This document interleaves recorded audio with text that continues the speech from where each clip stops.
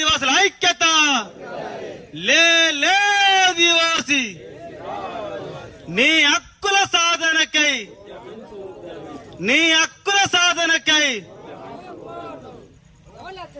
ఏదైతే హక్కుల గురించి మనం మాట్లాడుకుంటున్నామో ఆ హక్కు గురించి మాట్లాడుకునేటువంటి సమావేశమే ఎదరగుట్టలలో ఉన్నటువంటి సమ్మక్క సారలమ్మ దీవెనతోటి మనం ఈరోజు మీటింగ్ ఏర్పాటు చేసుకున్నాం. ఈ సమావేశానికి వచ్చినటువంటి ఆదివాసీ సంఘాల జేఏసీ రాష్ట్ర కన్వీనర్ డాక్టర్ నాగేశ్వరరావు గారికి, అదేవిధంగా ఆదివాసీ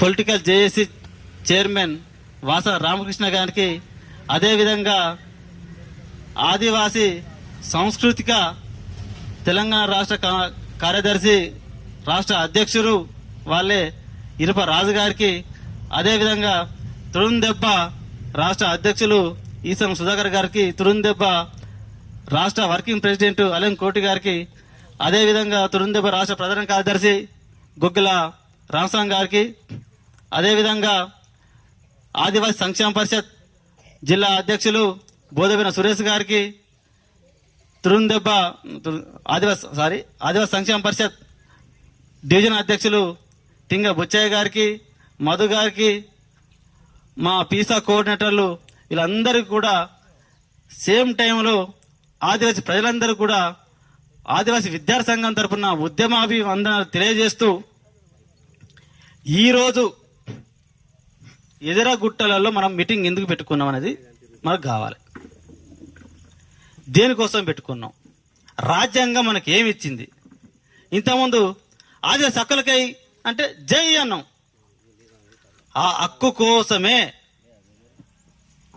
మనం ఈ రోజున మీటింగ్ పెట్టుకున్నాం. ఎందుకు మీటింగ్ పెట్టుకున్నామంటే ఆ హక్కు ఎక్కడి నుండి వచ్చిందంటే రాజ్యాంగం నుండి వచ్చినటువంటి హక్కు. ఆ హక్కును మనం ఎలా సాధించుకోవాలంటే మన యొక్క ఐక్యతతోటి మనం మన హక్కును సాధించుకోవాలి. ఆ హక్కు ఏం హక్కు? 1952లో భద్రాచలం కేంద్రంగా తూర్పు గోదావరి మైబాద్ పార్లమెంటరీ ఏర్పడ్డది. అప్పుడు ఏ పార్టీ అయినా కానీ సిపిఎం పార్టీ కూడా బాబురావుని ఎంపీగా చేసింది. ఆయనకి ఓట్లేసింది కూడా మనమే. టీడీపీ మనకే ఇచ్చింది, కాంగ్రెస్ మనకే ఇచ్చింది, బీజేపీ మనకే ఇచ్చింది. రకరకాల ఆదివాసీ పార్టీలన్నీ కూడా మనకే మన ఓట్లున్నాయని చెప్పేసి మనకు సీట్లు ఇచ్చినాయి. కానీ 2009 తర్వాత 9 కాంచెల్లి మనకి ఎందుకు ఇస్తలేదు అనేటువంటి క్వశ్చన్ మనకు కావాలి. దానికి సంబంధించిన ఆన్సర్ మనకు కావాలి. అవునా కాదా? 2009లో వైఎస్ రాజశేఖర్ రెడ్డి ముఖ్యమంత్రిగా ఉన్నప్పుడు ఇదే కాంగ్రెస్ పార్టీ నుండి ఎంపీగా గెలిపొందింది బలరాం నాయక్. ఆ తర్వాత 2014లో ఆత్మీర సీతారాం నాయక్, దాని తర్వాత మాలోత్ కవిత. వాస్తవానికి ఈ మైబాద్ పార్లమెంటరీ సీటు ఎవరి కోసం, ఎందుకోసం అనేది మనకు కావాలి.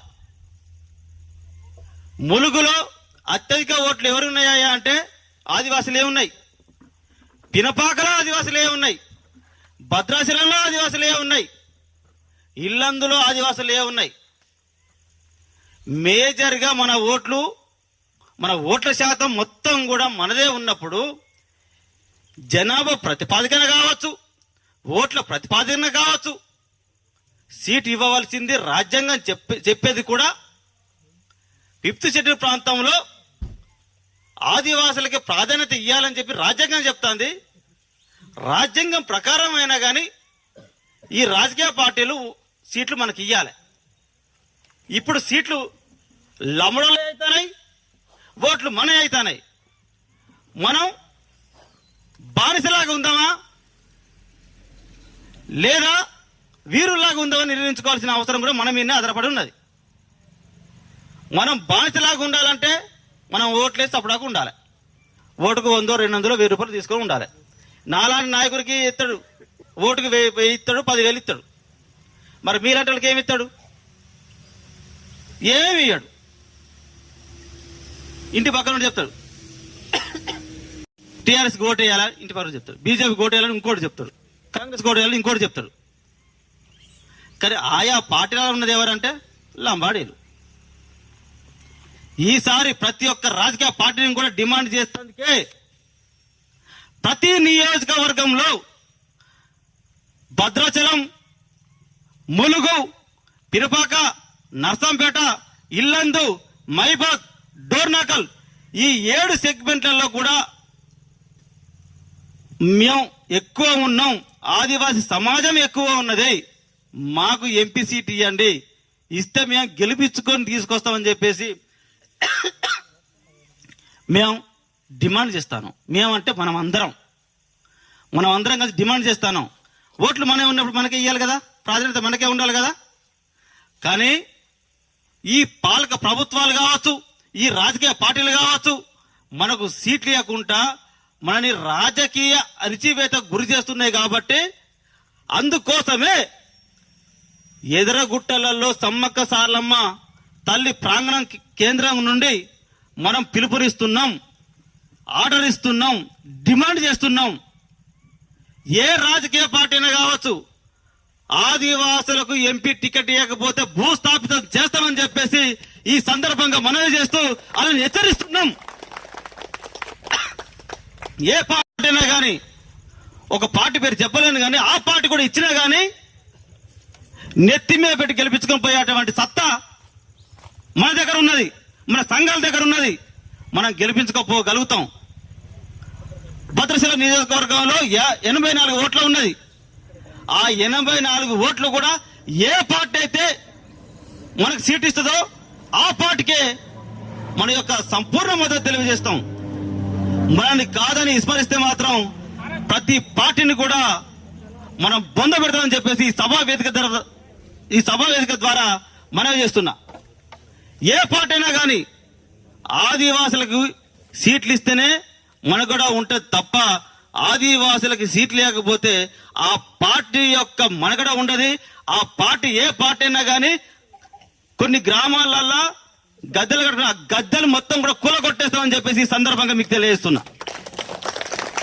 నేను డిమాండ్ చేస్తున్నా, గౌరవనీయులు తెలంగాణ రాష్ట్ర ముఖ్యమంత్రి వర్యులు యనుమల రేవంత్ రెడ్డి గారు గుర్తుంచుకోండి, ఇంద్ర వెళ్ళిపోయి ఆదివాసుల కోసం నేను కృషి చేస్తా అని చెప్పేసి అంటున్నారు. ఒక ఇంద్ర వెళ్ళినే లేరు ఆదివాసులు. మైబాద్ పార్లమెంటరీ కేంద్రంగా ఆదివాసులు చాలా మంది ఉన్నారు. మా ఆదివాసుల కోసం ఏం చేస్తావో ఒక్కసారి నువ్వు ఆత్మ పరిశీలన చేసుకోవాలని చెప్పేసి నేను అడుగుతున్నా. నీ మీద, మా మీద నీకు ఏమాత్రం చిత్తశుద్ధి ఉన్నా, నీ ప్రభుత్వానికి ఏమాత్రం చిత్తశుద్ధి ఉన్నా, మైబాద్ పార్లమెంటరీ కేంద్రంగా మాకు అత్యధిక ఓట్లున్నాయి.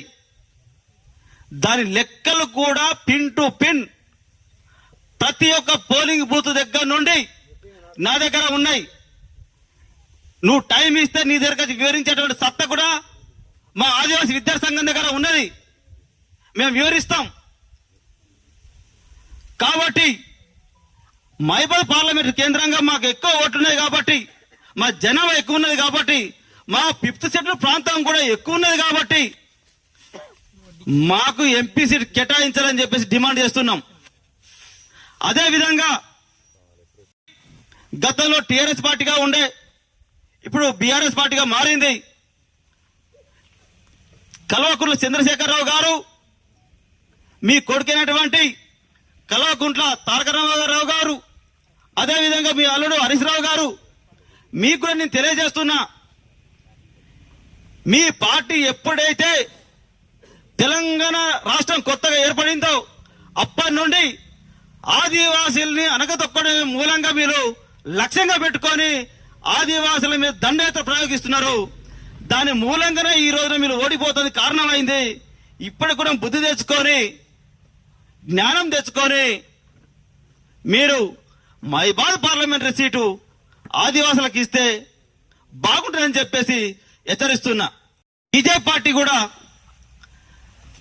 గతంలో ఎక్కువ ఓట్లున్న మాకు కాకుండా తక్కువ ఓట్లున్నటువంటి లంబాడీలకు ఇచ్చిండ్రు.